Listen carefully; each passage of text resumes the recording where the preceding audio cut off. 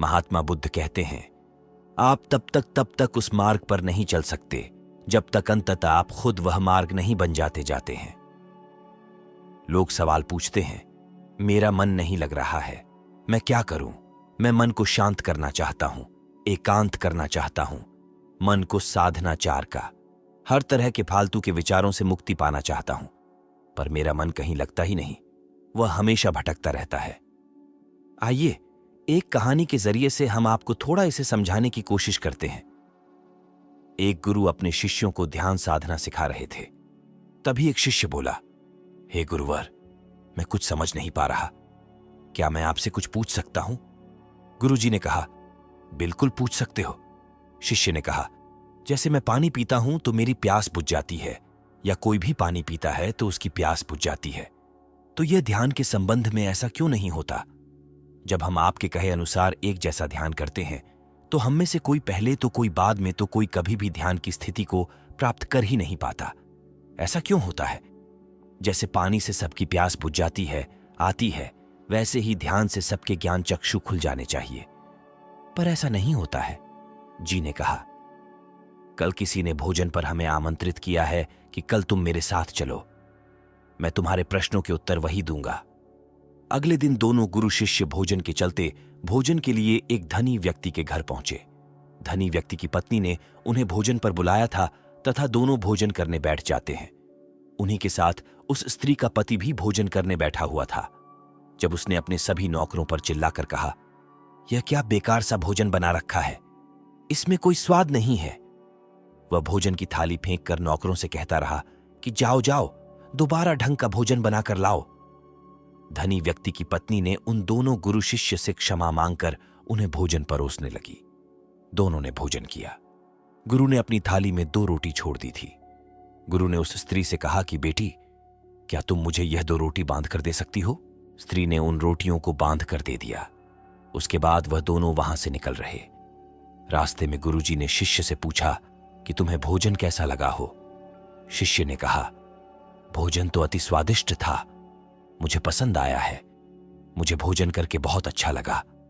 गुरु ने कहा, इससे अधिक तुम्हें और कुछ नहीं लगा? शिष्य ने कहा, इससे अच्छा और क्या लग सकता है गुरुदेव? मेरी भूख मिट गई, मेरा पेट भर गया। गुरुजी ने कहा, भोजन तो अच्छा था, फिर उस स्त्री के पति को भोजन पसंद क्यों नहीं आया? भोजन तो अच्छा बना था ना, भोजन एक ही था, तब उसे पसंद क्यों नहीं आया? शिष्य ने कहा, आप ठीक कहते हैं गुरुदेव, मैं तो कुछ समझ ही नहीं पा रहा हूं, आप ही कुछ बताएं। गुरुजी ने कहा, अभी तो मेरे साथ साथ आगे चलते रहा हूं। गुरु शिष्य चलते चलते बहुत दूर निकल आए। शिष्य ने गुरुजी से कहा, गुरुदेव, हम हमारे आश्रम के मार्ग पर तो नहीं हैं, फिर हम कहां जा रहे हैं? गुरु ने कहा, बस चलते रहो। बहुत दूर चलने के बाद एक फटेहाल व्यक्ति गुरुजी के सामने आ गया और उनके चरणों में गिर गया और बोला, हे परमात्मा, मेरी मदद करो, मैं 3 दिन से भूखा हूं, मैंने कुछ भी नहीं खाया है, आप कृपया आकर मुझे कुछ खाने को दे दें। गुरुजी ने उस व्यक्ति को एक पेड़ के नीचे बिठाया और उन 2 रोटियों को निकाल कर दिया जो उस महिला ने उन्हें बांध कर दी थी। रोटियों को देखते ही उस गरीब व्यक्ति की आंखों में चमक आ रहा था। उसने तुरंत उन 2 रोटियों को लेकर खाना खाते समय उस व्यक्ति की आंखों से आंसू निकल रहे थे। वह रो रहा था और खाता जा रहा था और हाथ से इशारे कर रहा था, जैसे वह किसी अदृश्य शक्ति को कह रहा हो कि तेरा धन्यवाद इस रोटी के लिए। खाने के बाद उसने गुरुजी को प्रणाम किया और धन्यवाद कहा। गुरुजी ने उस व्यक्ति से पूछा कि भोजन का स्वाद कैसा था। उसने कहा, स्वाद तो कहीं था ही नहीं, केवल जीवन था, परमात्मा और ईश्वर था। ये रोटियां नहीं थी, ये तो साक्षात जीवन था। यह कहकर वह व्यक्ति वहां से चला गया। गुरु ने शिष्य से कहा, देखो, भोजन वही था, लेकिन एक व्यक्ति को उसमें स्वाद नहीं आता, तुम्हें उसमें स्वाद आया, तुम्हें भोजन पसंद आता है, लेकिन वहीं एक व्यक्ति को इस भोजन में स्वाद नहीं आता, बल्कि वह इसमें ईश्वर, परमेश्वर और जीवन को देख लेता है। इसी से पता चलता है कि व्यक्ति और भोजन की तृप्ति में भी अंतर है। पहले व्यक्ति की इसमें कोई तृप्ति नहीं होती, तुम्हें थोड़ी तृप्ति होती है और इस व्यक्ति को अनंत तृप्ति होती है। ऐसा ही ध्यान के संबंध में होता है। जिसको जितनी ज्यादा प्यास होती है वह उतनी ही जल्दी मार्ग बना ले। गाय ने उस शिष्य की जिज्ञासा का समाधान हो गया था। उसके प्रश्नों का उत्तर उसे मिल गया था, लेकिन इस प्रश्न का उत्तर अभी हमारे नहीं मिला। प्रश्न था, मन क्यों नहीं लगता? दोस्तों, तो जो लग जाए वह मन नहीं है। नहीं, मन का स्वभाव ही है भावना। जब हमारे पास कोई चीज अत्यधिक होती है, आती है, तो मन उससे भागने लगता है। जैसे ही उस धनी व्यक्ति का मन जो उस भोजन से भाग रहा था, जो उसके लिए आम बात थी। लेकिन जब कोई चीज हमारे पास सीमित मात्रा में होती है और हमें मिल भी जाती है, आती है, तब हमारा मन उससे जुड़ा भी रहता है और हम उस चीज की थोड़ी बहुत अहमियत भी रखते हैं। जैसे उस शिष्य का मालिक है जो उस भोजन से मन से थोड़ा बहुत जुड़ा हुआ था, तो उसने उस भोजन के स्वाद को भी जानना चाहा। लेकिन जब हमें कोई चीज चाहिए होती है और वह हमारे पास नहीं होती है, तो पहले हमारा मन उस चीज के लिए बहुत लालायित रहता है। वह हर हाल में उसे पा लेना चाहता है।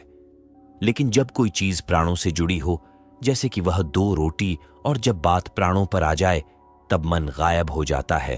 तब आप स्वाद नहीं देखते हैं, भोजन का प्रकार नहीं देखते। तब आपको सिर्फ भोजन चाहिए होता है।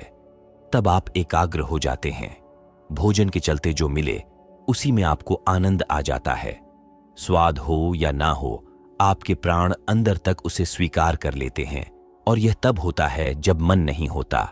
हम हमारे मन को मन लगाने की बहुत कोशिश करते हैं। कुछ पढ़ाई में लगाने की कोशिश करते हैं, तो कुछ अपने काम में लगाने की कोशिश करते हैं। लेकिन आपने देखा होगा कि मन कहीं नहीं लगता, और यह लग भी नहीं सकता, क्योंकि इसका काम किसी चीज में लगना है ही नहीं, बल्कि इसका काम है आपको भगाना। इधर से उधर से एक चीज आपको मिली तो दूसरी चीज पर ले जाना, दूसरी चीज आपको मिली तो तीसरी चीज पर ले जाना। जो मन संतुष्टि को नहीं जानता, वह केवल पाना जानता है। पाने के बाद भूल जाना जानता है। जो मिल गया उसे छोड़ देने की आदत होती है। जो छूट गया उसे फिर से पा लेने की आदत मन की होती है। अपनी जिंदगी के पिछले हिस्से को देखें और जाने कि क्या आपका मन कहीं लगा है, कहीं रुका है, या वह केवल आपको अभी तक भगा रहा है। अब सवाल आता है कि अगर मन का काम भागना या फिर भगाना ही है, तो क्या जिंदगी भर हम भागते ही रहेंगे? क्या हम कहीं रुकेंगे? नहीं, नहीं। ध्यान से देखो तो जिंदगी ऐसी ही है। जन्म से लेकर मृत्यु तक इंसान भागता ही रहता है, कभी किसी चीज के पीछे तो कभी किसी दूसरी चीज के पीछे। लेकिन फिर भी कुछ इंसान अपवाद हो जाते हैं, फिर वह रुक जाते हैं, भागना बंद कर देते हैं। तब चीजें उनके पीछे भागती हैं, वह किसी चीज के पीछे नहीं भागते हैं। इसका सबसे बड़ा उदाहरण स्वयं गौतम बुद्ध हैं। हम आम लोग कैसे अपने जीवन में मन में ठहराव ला सकते हैं? कैसे हम अपने जीवन में एकाग्रता ला सकते हैं? कैसे हम अपने जीवन में अपने मन को, अपने आप को नियंत्रित करने से रोक सकते हैं? और इसका एक ही रास्ता है, वह है ध्यान। ध्यान व्यवस्था लाता है, मन भागता है। ध्यान ठहराव बुलाता है, मन लालच देता है। ध्यान लालच को देखने की दृष्टि देता है। मन कहता है दूसरी चीज को पकड़ने, ध्यान कहता है जो मिला है उसे जान लें। ध्यान एकाग्रता लाता है, लेकिन ध्यान को लेकर भी हम भ्रमित रहते हैं। ध्यान का मतलब अब आंखें बंद कर बैठ जाने को ही समझ लेते हैं। एक छोटी बच्ची बहुत अच्छी बांसुरी बजाती है, और जब वह बांसुरी बजाती है, आती है, तब उसके सुर में खो जाती है। तब उसका मन गायब हो जाता है। उसके प्राण केवल उस बांसुरी की धुन में ही रम जाते हैं, और यही उसका ध्यान बन जाता है। लेकिन ऐसा इसलिए होता है क्योंकि इस लड़की को उस बांसुरी में रस आता है, आनंद आता है। यही उसकी प्रकृति है। वह वही कर रही है जो वह हो सकती है। एक अध्यापक है, जब वह अपने छात्रों को पढ़ाता है तो उसमें खो जाता है। वह अपने प्राणों से उस पढ़ाने का आनंद लेता है, उसमें रुचि है उसे। यही उसकी प्रकृति है। जब वह पढ़ा रहा होता है, तब उसके मन में कोई हलचल नहीं होती। वह तब न तो भूतकाल की बात सोचता है, न भविष्यकाल। वह केवल वर्तमान के क्षण में ही रहता है, और यही उसका ध्यान है। जो व्यक्ति जो है, अगर वह वही होने लगे, तो उसमें में स्वतः से ही ध्यान घटित होने लगता है, वह एकाग्र होने लगता है। लेकिन जब व्यक्ति कुछ होने की कोशिश करता है, तो उसका मन हावी होने लगता है, एकाग्रता टूट जाती है, आती है, और तब तक हम भागते रहते हैं। सब कुछ पा लेते हैं, तब भी सोचते हैं कि कुछ ठहर गया है, और यह अधूरापन कभी पूरा नहीं होता। क्योंकि जो आप हो सकते थे, जो आपकी प्रकृति थी, वह आप नहीं हुए। बाकी सब कुछ हो गए होंगे, ऐसे ही आप हमेशा अधूरे रह जाते हैं। तब मन कहीं नहीं लगता। मन की प्रकृति ही लगने की नहीं है। जो लगता है वह एकाग्रता है, वह ध्यान है, और जहां आपको एकाग्रता मिल जाए, समझ लेना चाहिए वही आपके लिए बना है, जिस पर चलकर आप संपूर्ण हो सकते हैं। दोस्तों, तो आपने क्या सीखा कमेंट करके जरूर बताना। धन्यवाद।